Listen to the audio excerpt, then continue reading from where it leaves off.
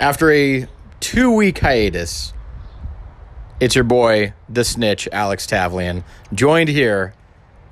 By JV Wires, Jim Verros. And this is This Town.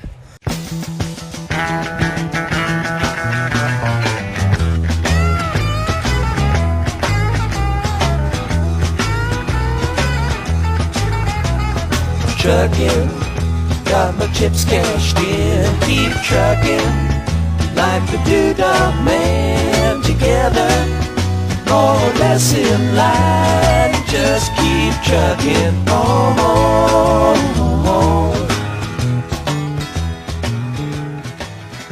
Jim, it's good to be back. 2 weeks off, no news is good news, right? Nothing to talk about. Everyone's getting along. It's a peaceful time in Fresno. It's a very tranquil, peaceful, opportune time for us to enjoy the warm weather. Right. Right? Right.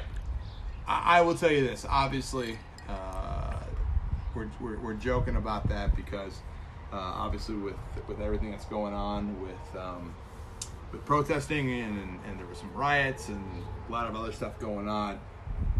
We definitely talked about doing the show when it was going on, and I think that we definitely took it to heart by saying, you know what? Why don't we just listen? Instead of us talking, why don't we just listen? And I think I spent the last week and a half just sort of listening. Yeah. And seeing what people had to say and whatnot. I do have to say, though, a new hobby of mine is watching people get fired. You like the end result of the outrage machine. I love it's always someone almost famous or somebody that thinks they're famous, that thinks that they can go on social media and say something so derogatory or so I'll say politically incorrect, but something just awful, and think there's no ramifications, and they end up getting fired. I love now saying it's that time of year where someone's going to get fired. And this time, I think a lot of people did sort of say, you know what, I'm just going to sit back and listen. But there's a lot of anger out there. So I just didn't feel like getting on here and saying over and over, like, I get it. Totally understand what's going on. It's your time to be heard. So that's where I was with all of it. And I don't disagree. I think you're right. There's a lot of anger. There's a lot of outrage. And there is a lot of sit back and watch and listen and maybe let's pay attention and not lead with our with our mouths, so to speak, and maybe actually put some thought into what's going on. And I think in the 2.5 weeks that have passed since this sort of all of this popped off with the death of George Floyd, we've gotten a chance to see how different communities react, and ours in particular. But I think there's a lot of other ones where you have, varied reactions based on how communities have interacted with the police, they've interacted with their government, and you're seeing that reaction play out in real time. When for a moment it was nightly, you were seeing it play out, and I think now things have sort of calmed down to some extent. I think we're back to like having a serious conversation. It's not just pure unmitigated rage. I was proud of Fresno when they did their oh my gosh, yeah, their rally, and I thought it was great that people could be heard, and obviously a lot of anger there, but no violence, no issues. Everybody got along. Very little police presence. And enough to keep it safe, and I think that was the appropriate response. Right. I like that if you're going to throw an event or you're going to have a gathering, that people show up for it. And I think that this was the first time at something at City Hall that people actually showed up for, and it wasn't wasn't something that was super manufactured. There was people that were honestly upset. I like that elected officials were there, but stayed out of the people's way too. They were not the highlight. No. They were not the feature. No. So listen, I'm glad that that's going on. I reached out to a lot of folks that I'm friends with that are African American and Latino, and said that that's what we were going to be doing. And I said, hey, listen, you've known me for a long time. We have great conversations, but if there's something that you think I should be doing besides just listening, you got to let me know. And had some great conversations with folks regarding the status of communities here in the Valley. So I'm going to continue to listen, and I'm going to continue to put it out there by saying I don't know everything. And it's as a 42-year-old man, I have some beliefs and I have some ideas. But is it time for me to take a step back and say, hey, maybe I need to reevaluate things? Is there something that I thought was rock solid that maybe isn't? That doesn't mean I'm going to change my mind on things, but I think it's a nice time for an evaluation. And that's been going on with me for a while politically, just because of some national politics and obviously just maturing and whatnot. But with this issue, it definitely seemed like something that we can all take a time out, sit down, reevaluate things, let the jerks be jerks, because there's going to be a lot of people out there of course. that are going to... Yeah, you're going to have some issues. There's got some people who are going to have some problems. Let them be jerks, but let's get the adults in the room and let's have some conversations. And I think that's happening, at least in Fresno. Oh, it's certainly happening in Fresno. I think within the last week, we had this police commission on reform come forward. There's a lot of people really pushing for some changes.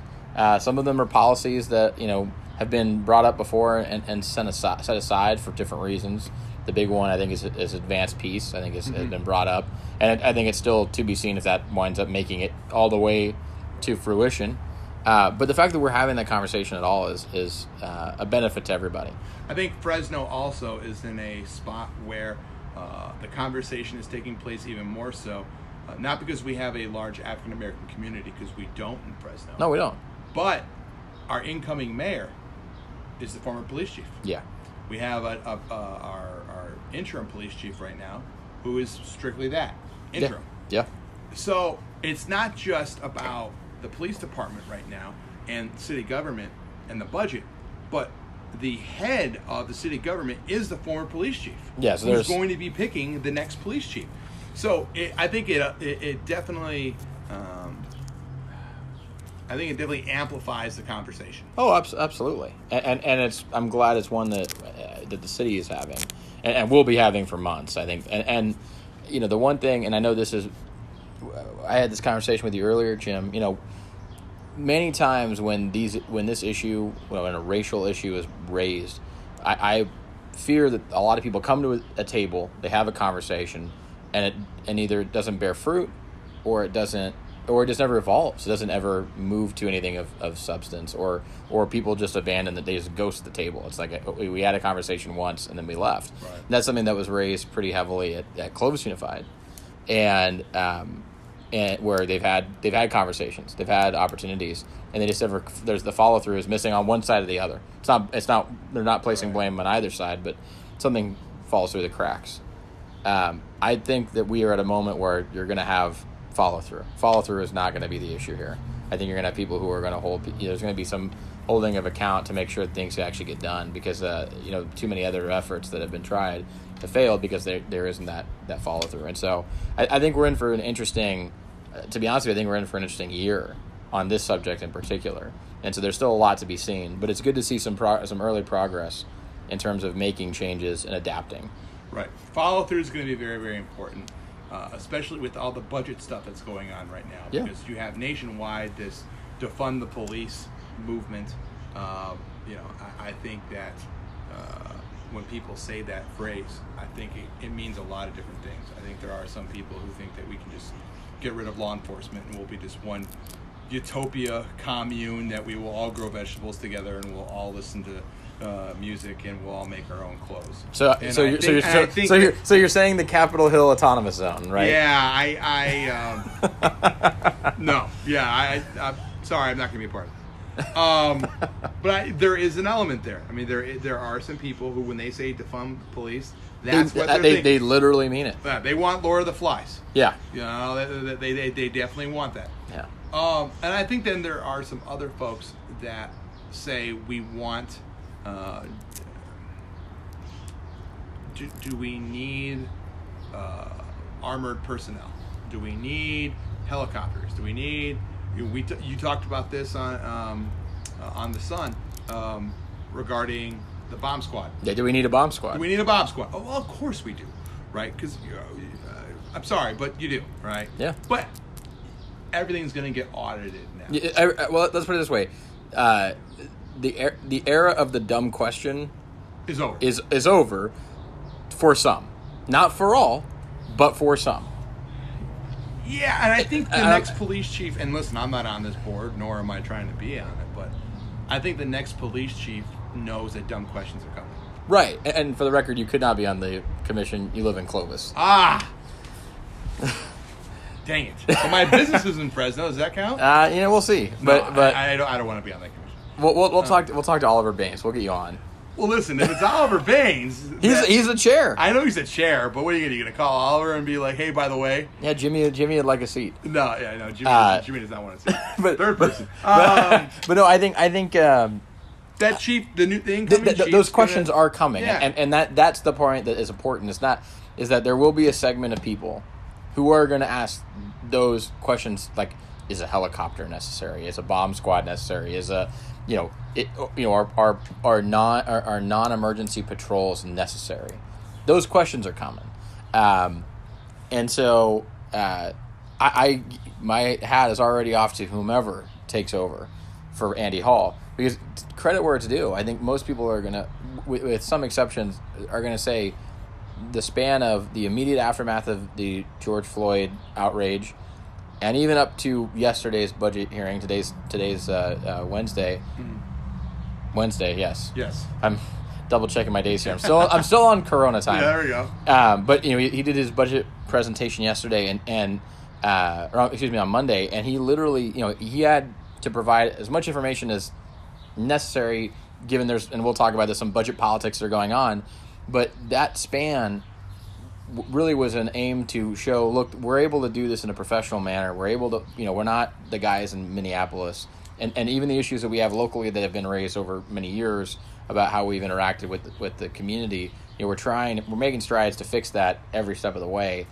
And so my hat goes off to whoever takes over for that, because that's God's work trying to keep it going. Right. And so, and that's the thing we don't really know. I wrote a little summary ahead of Monday's hearing, because there's more than just the commission and the police budget and defunding the police. We have a chief that's coming. We have a chief that's going to be appointed by probably December.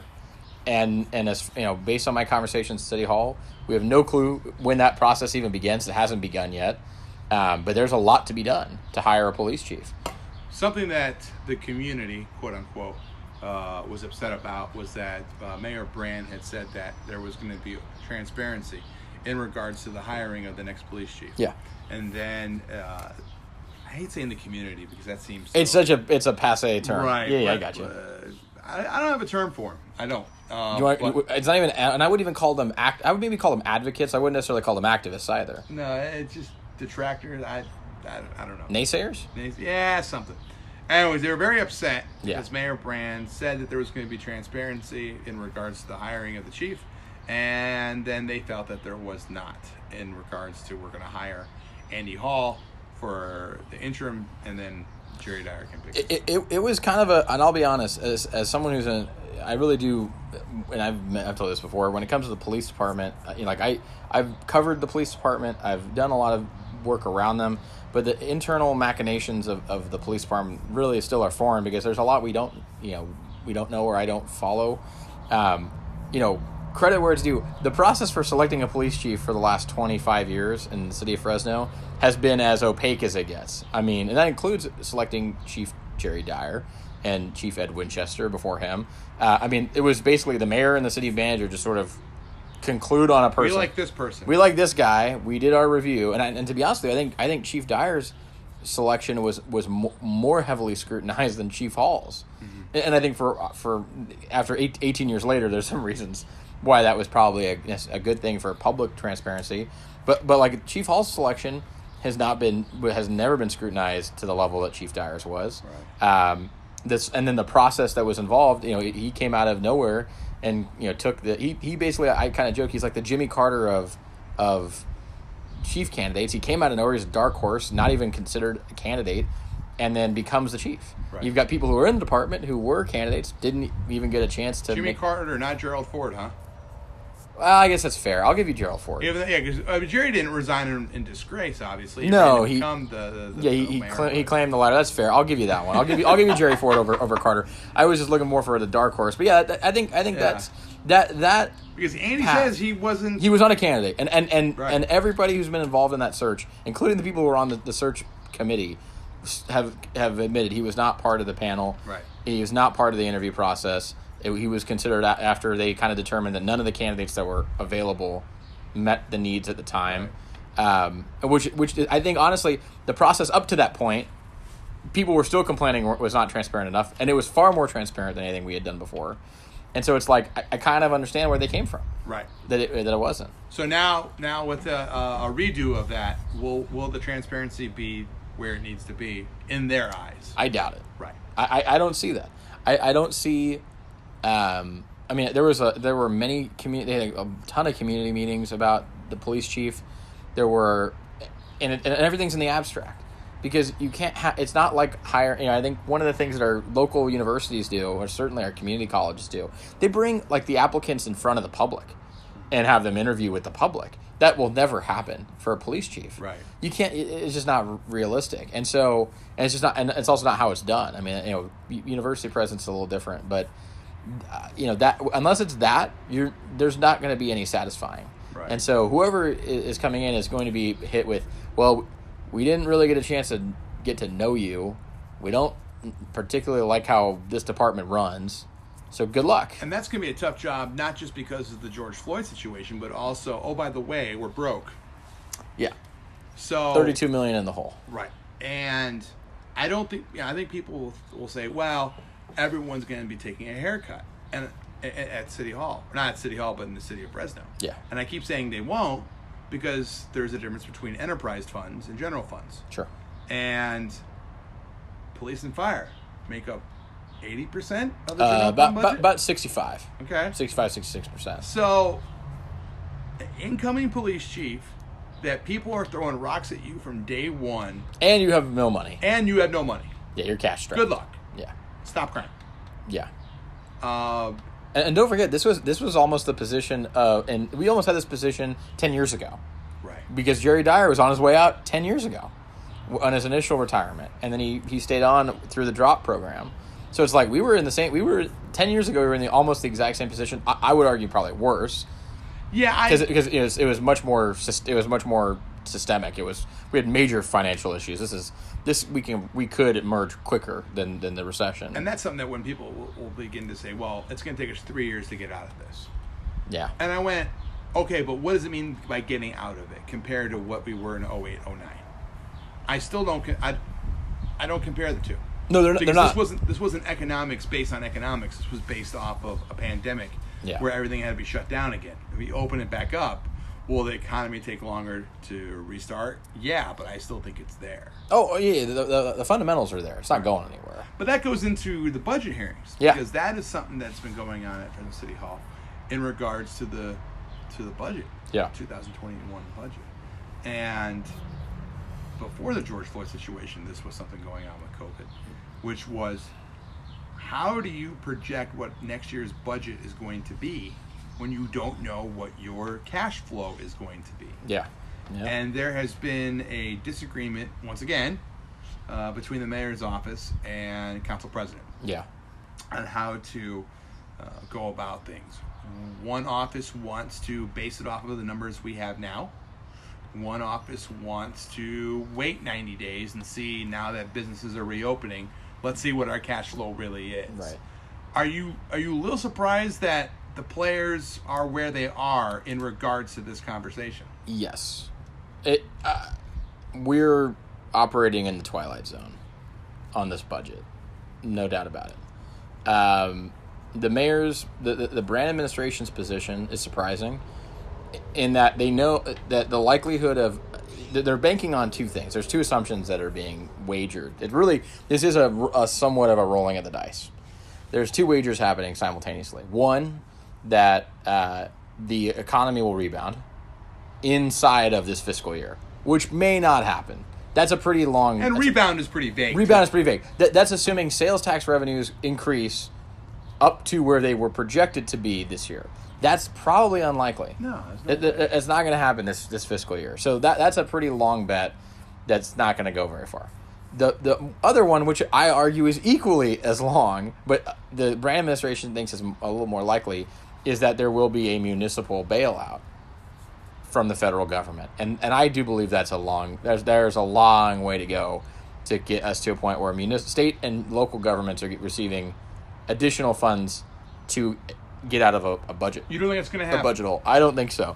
And the reason why is because there are structural issues attached to cities that are being dragged down.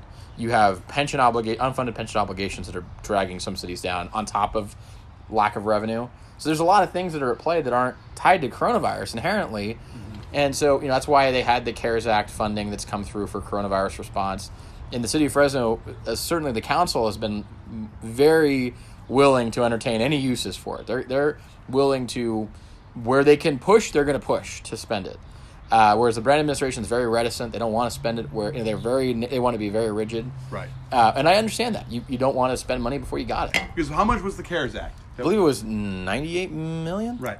And we're supposedly 30-some million in 32 million in the hole. And in fairness, the CARES Act does have some strings attached. Right. Some money does have to go certain places. Well, and that's something that I do believe the city is trying to work with the federal government on, is changing the apparatus on how that money can be used. Can it go to obligations? Can it go towards general fund obligations? Right. Can it go towards XYZ? I think they're trying to get that malleability. And it's your opinion that you don't think that will happen. Well, I don't think that a supplemental bailout will happen. On top of the 98 million. On top of the 98 million. That's what they're banking on. They're banking on an additional.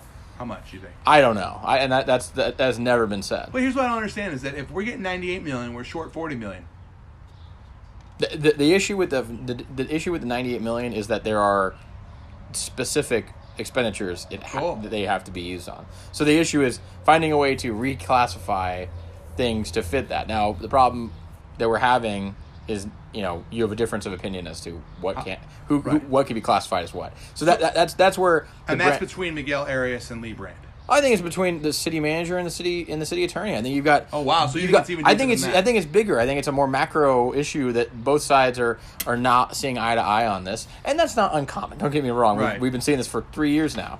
It's not uncommon for that to happen. I think ultimately though, that difference of opinion is what is driving the budget approach. That difference of opinion that we need to wait and see how our local economy's rebounded. We need to wait and see if the federal government will do something additional.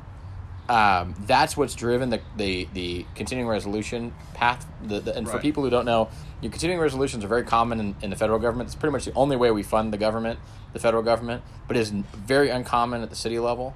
So we're looking at a 90-day budget. That's what they want. City council has pretty much flat out said not happening. Yeah, we're rolling with what we got. We're rolling with what we got. 32 million in the hole, and if it's worse, we'll adjust. And that's how we did it. That's how we budgeted in the Great Recession.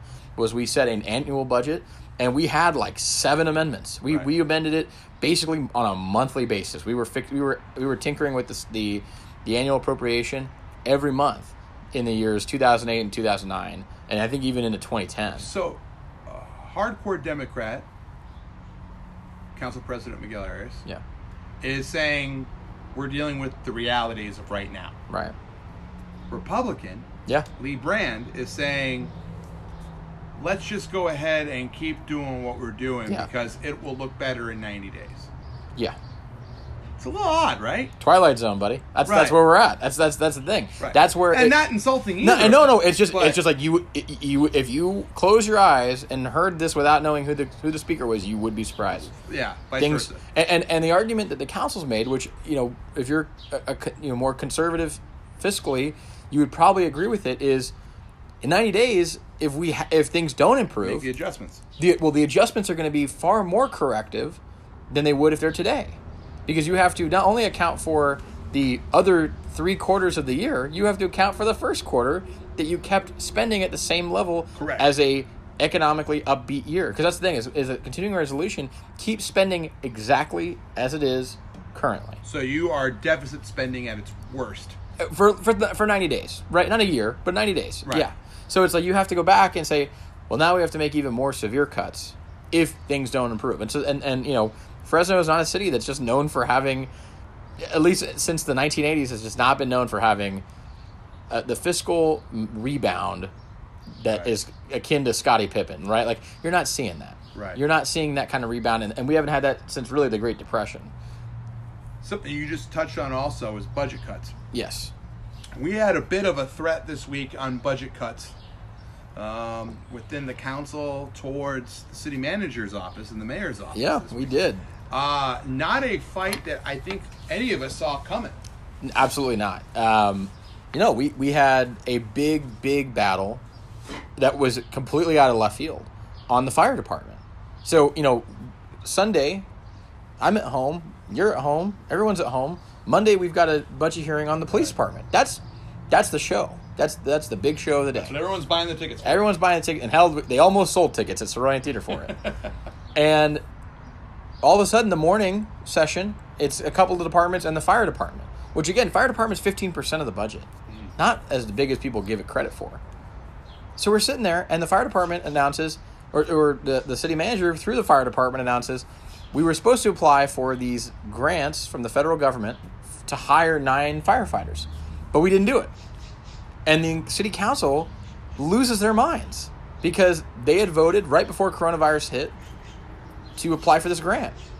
And so they completely roast the city manager, the chief of staff, and the mayor for not doing it because they ordered it to happen. It's not like it was just like, oh, we're going to do this. And in the strong mayor system, when the city council passes this, it's not a suggestion. It's not a suggestion. It's mandatory. Right.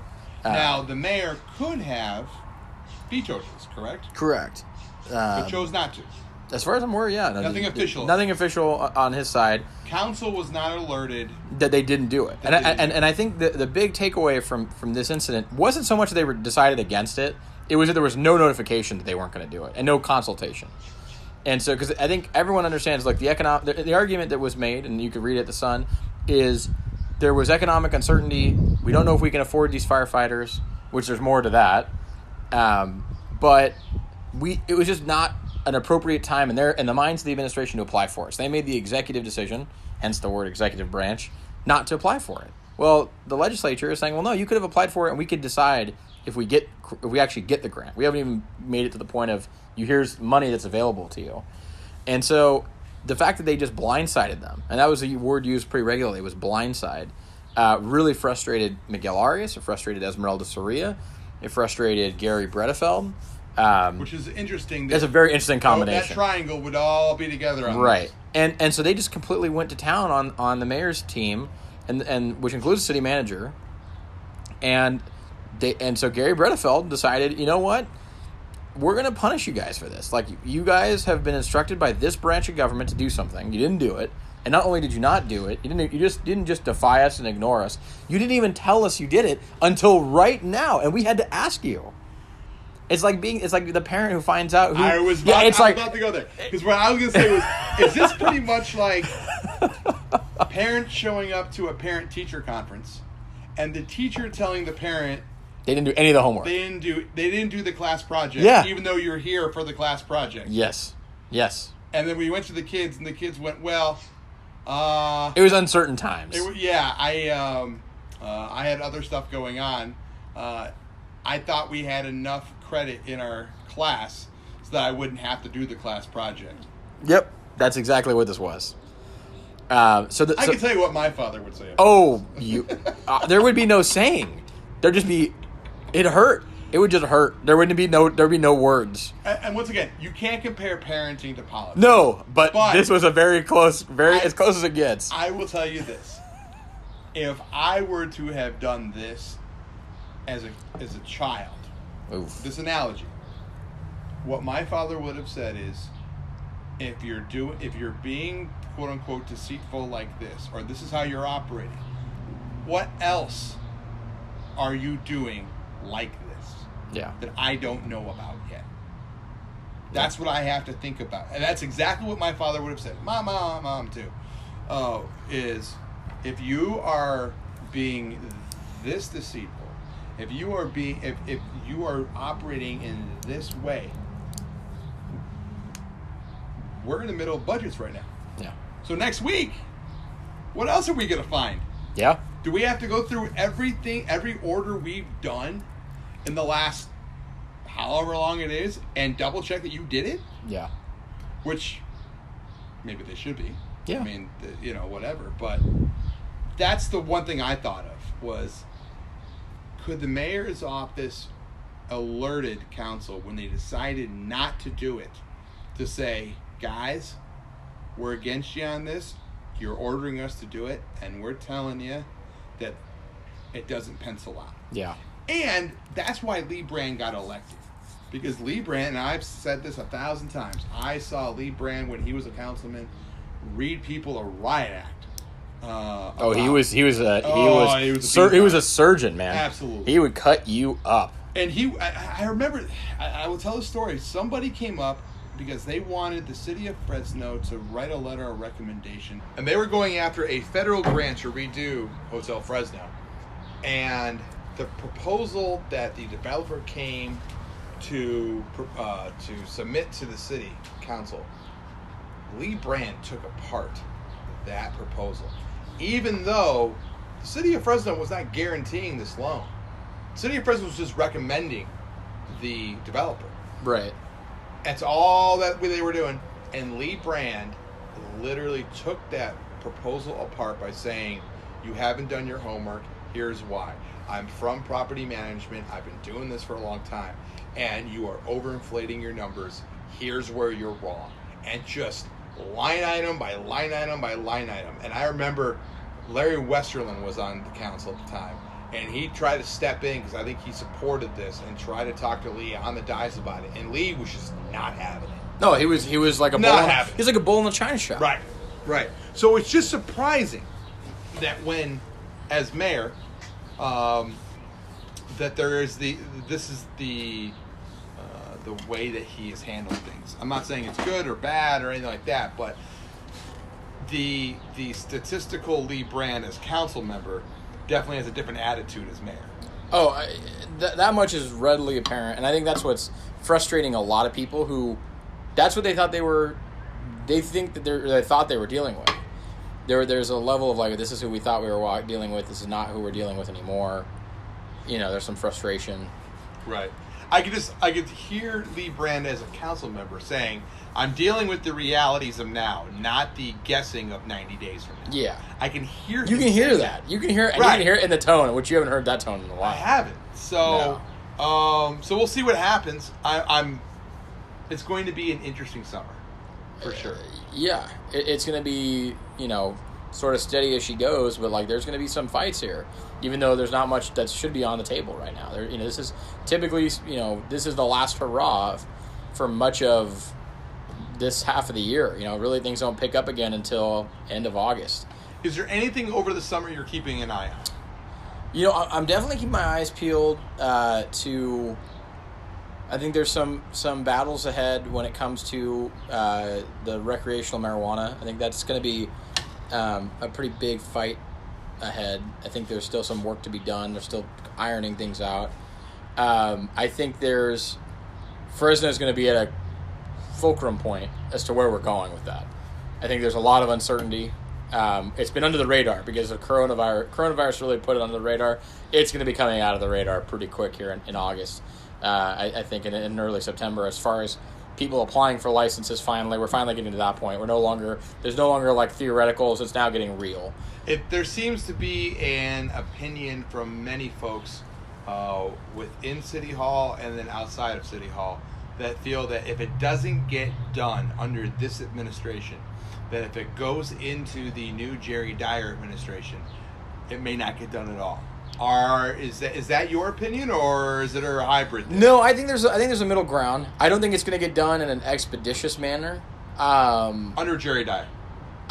Just because of the changeover, right? Right. Not saying that like there's like a screeching halt to everything, but like you change administrations, things are going to get lost in the process. The first 100 days is not as smooth as people want you to believe it. So if it gets pushed into the Dyer administration, no matter how far out it's going to be, there's going to be some wiggle room. There's going to be some touchiness to figuring it out. I think some estimations from like the marijuana industry about Jerry, about his positioning, because he's the police chief. I think that's maybe a little more unfounded. But I think, one of the things fascinatingly about that industry is like they really did not and have not really engaged Fresno from the political process. The marijuana industry has really stayed out of City Hall, which is fascinating to me. In that, like other industries, I think the biggest one, that's easiest comparison is like the liquor store business, that industry, the neighborhood market business. Those guys have been in City Hall, and they've been raked over the coals for oversaturation. Right. But they're very active, and the marijuana industry has been very lax. And I don't want to say that's a vibe check, like that, like they're the marijuana guys, of course, are chill. Sure. But they're just not on that same level, and so you haven't seen them. Like marijuana was not an issue in the campaign, really at all. I mean, there was a little bit of sniping here and there, but you're talking shades of gray at that point. I think that issue is going to become, as far as how quickly they can get through it, when they can get to it, that's a big deal. My thing with this is I think that the city council can expedite the process from the finalization of the environmental impact report, which was turned in a couple weeks ago, to drafting the request for proposal from bidders. They can take it down from 90 days to shorter. Everyone turns in their applications. My concern will be is how the scoring system is implemented in regards to how the licenses are doled out. That's always been an issue, and that's been an issue from really since they set up the new framework, right?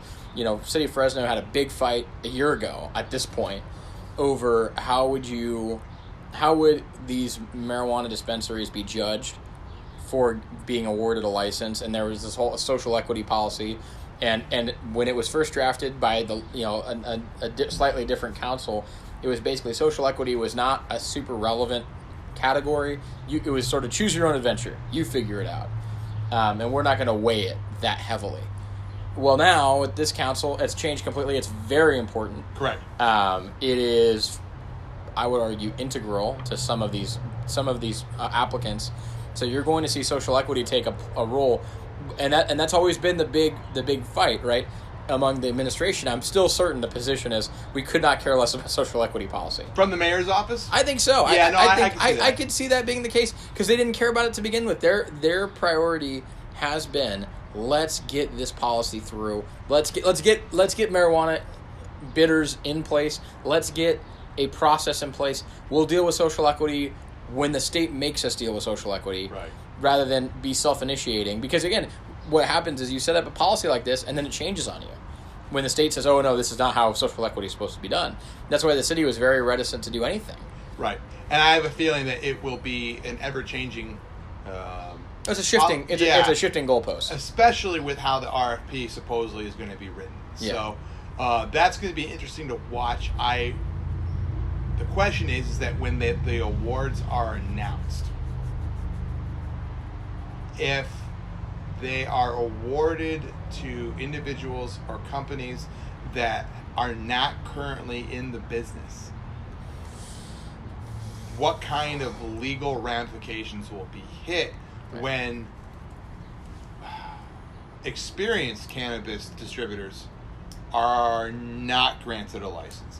You can see in other cities where that's happened, where a decent-sized operation should have scored higher but didn't get the license, and the person who got the license was a butcher whose nephew was a councilman. Right. It sounds like it's very old school, backroom, dark smoke room. And that's the thing. The answer is we'll see. I think, there's been a lot of talk from the get-go of rewriting the marijuana policy in the city of Fresno about awarding licenses. And the city council wanted to do it themselves, and they had to get pulled back and say, hey, do you really want all that comes with it? And that means you have oversight. You have a lot of oversight, and the ultimate oversight, which is the law, right? And not just the law. Another three-letter word, the FBI. Right. You really want the feds looking into possible corruption issues if you award licenses improperly. Corruption, or even just good old politics. I mean, you take a look at any of the donors of any elected official in this town. You're going to see people that you know. Oh, yeah. If that's developers, especially large developers that like to donate lots of money and also be involved with the news. I think that they like to say that, hey, we're part of the process and this is legal, which it absolutely is. Right. But then if something were to come up about developing, they have to either stay out of it or that council member gets questioned. Right. So the same thing will happen with cannabis. With That's the thing. Sure. The last thing you want to see is someone getting a free set of tires from the city council. Right. That's the last thing you want to see. Right. And I'm not saying that as a dig to that individual. I'm just saying that's literally that is the worry, and that has been the worry as to the council's role, is that you wind up in that position. Right. Where it really it moves from influencing, from the process standpoint to just outright. Right. Well, and that's something that you don't. The pay-to-play option is just so glaringly bad when it comes to the FBI, when it comes to not even federal, but even local. Oh, yeah. I mean, you don't want someone who's up for re-election in 2022, a district attorney, getting an eyes on it, and then it turns into something super political. Oh, yeah. Are you really going after this politician because they granted XYZ cannabis company and they donated the max to you, but you're not going to go after the other councilman who took the same amount of money from a developer and voted on this redevelopment aid. Right. You know what I mean? Like, right. It opens... There's a lot of cans, a lot of worms, stuff a lot of worms and a lot of cans. And that's the thing. That's where marijuana gets very fascinating very quickly. And really I'll be honest, it's not one and done. This thing is not over when, these licenses are awarded. This is a rolling issue. This is not going away anytime soon. The business of marijuana, I think, is going to have, it's going to be sort of a wave. It's going to come in waves. You're going to have a big hit off the bat, and then as licenses become available again, whenever that is, right? If someone decides to sell, that licensing process is going to be just as hotly contested as ever before. Right. It's going to be, because it's a ticket to ride for a lot of these guys. A lot of these guys look at this as the golden ticket for, minting money. So we're going to see a lot of stuff interesting with cannabis. I think that's really the biggest thing. And then, honestly, I think heading into the fall, I'm very curious to see the chief search for Fresno PD. That's still up in the air. And then, of course, something that we really haven't had a chance to talk about much because of coronavirus and everything else, the transition for Jerry Dyer, which has not really had a chance to happen. I think the mayor-elect has been very much having to deal with helping the coronavirus response, and now it's sort of like he has a chance to sort of regroup and I think engage the police issue with this national climate on police misconduct. But now it's kind of like, all right, now you have the summer, not many people are paying attention. You kind of can regroup and get back to the transition, which is really, and that's the nice thing about him winning in March is you have all this time. So really, like, it's, he's been staying active in the city rather than, sort of hanging out on the beach. Can you imagine if he had not this had gone to November? Well, I tell people every day, hold on, no. Let's try it out. Let's try the other route. Can you imagine if the city of Fresno had its primary, the state of California had the primary in June, 1 day or 2 days after the first riots? Right. I mean, imagine that. That's the thing. You're in the middle of a pandemic, followed by. So how would you have handled Mayor Jans? You know what? I think people listen. If it's June. If it's June, it's a runoff. Hold the phone. If it's June, it's a runoff. Oh, really? Yeah. Okay. I'll say that. All right. If it's June, it's a runoff. Yeah. Just the money. It's hard. Okay. It's hard to. The money disadvantage is huge. Yeah. Now, that said, November's a different story, man. Right. November's a whole different story. Yeah. But in June, I'm saying we're going to a runoff. But, okay. But in November, I don't know. There's a lot of unknowns, right? We're not even there yet. Right. And a lot of things can happen between now and then. And again, I'll remind people, don't forget, Ashley Swearingen won in the year of Obama. Do not forget that. That is true. Against a very popular Democrat, Henry T. So it's like, I will say, like, just because a Democratic year happens at the national level does not mean it affects the local. But even if, in the event, that Andrew Jans won the mayorship, the city would be, I think you'd be surprised at the dynamic between the city council and a Mayor Jans. I'll be honest. Just as... I think it would be fractious in a different way. Okay. I think you would see a the lot passive of aggressiveness would have been through the roof because Yeah. because this amongst the Democratic Party, the council has really been the engine right. locally that's pushed that party forward, and now you have a guy who's a standard bearer that not most of the city council did not like, Right. or really support, endorse, do anything for. They did it in spite of him, not because of him. Correct. Which I felt like that was kind of hurts. Yeah, like I felt for Andrew. I think Andrew's support staff have not gotten over that. No, I feel like it was a disservice to him when people are coming to the aid of the effort, the anti-Dyer effort, but Which was ran. It was a disaster. I hate to say this, but you give me $500,000 to make anyone look bad, done. Trust me. No, we didn't have $500,000. What did they have? They had like $304,000. It was not $500,000. It was a lot of money. Jeez. But that's the thing, and like I'll say this as being on the other side of it. My mind is still blown. Right. I'm still shocked. Right. Because they had all. It's not like they were lacking for resources, and I just felt like they're as someone who is, I appreciate any effort, no matter who runs it, that could have been done a whole different way. Well, and the other thing that changes, and then we'll wrap it up here, is that the council changes too. Sure. Come in January, the veto-proof council allegedly is being installed because Paul Capriello is leaving, and Councilman-elect Tyler Maxwell steps in. So, what kind of council member will Tyler Maxwell be? It remains to be seen. Yeah. He's got a lot to learn. Not just he grew up in that district, but it'll be interesting to see how he governs that district, considering there's a lot of things going on in District 4, which we talked about during campaign. How important people were talking about how important the Dyer versus Jantz campaign was. The Alonzo Maxwell campaign was just as important, and I still don't think it got the. It did, and I'll put this. I'm going to put this on the doorstep of the media, myself included. Right. We did a disservice to the people of Fresno. We did. We didn't do a good enough job. A, covering that race. B, promoting it or highlighting it. And that's not one way or the other. I think like people deserve to know both those guys. They really didn't get a chance to know them at all. I mean, here's the thing. You had weekly, you had television programs dedicated to the mayor's race and congressional nonsense. And this race, I still to this day am very disappointed. Neither of those candidates made it on NBC's Sunday morning show. No.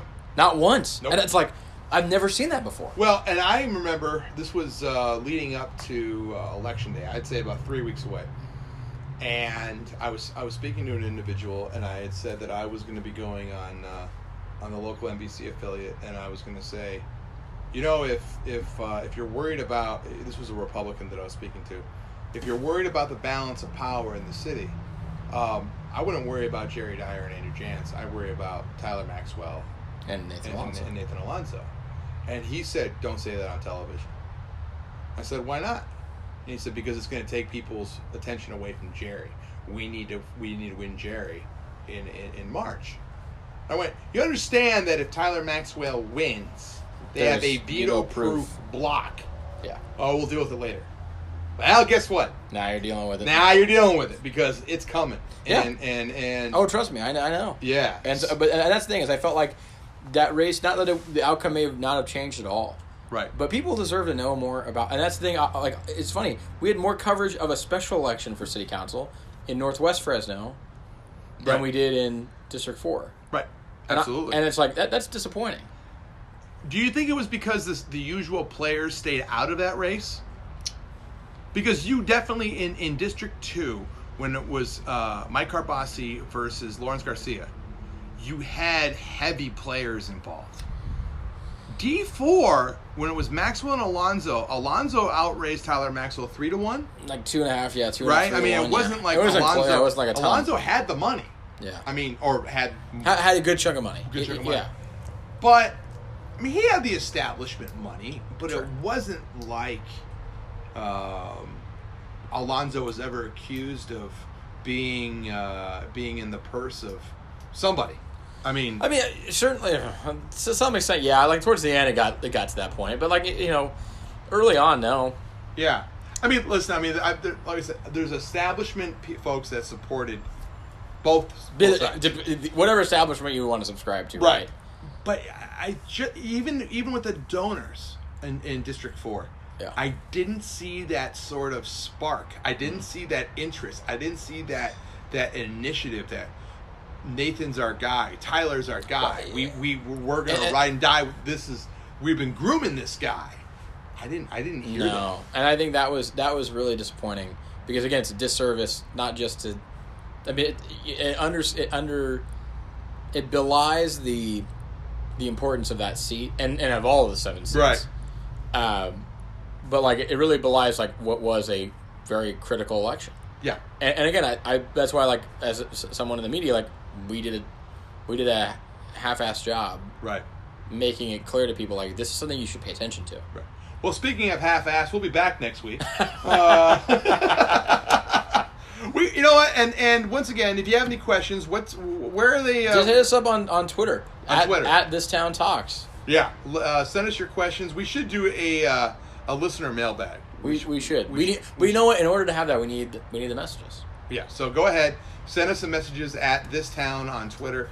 And then we'll be back with the guest next week. So, anyways, for the snitch, Alex Tavlian, I am JB Wire, Jim Verros, and we will see you next week. Thanks, guys.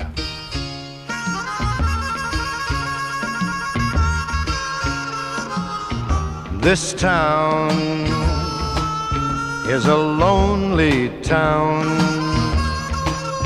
not the only town like this town. This town is a make-you town or a break-you town and bring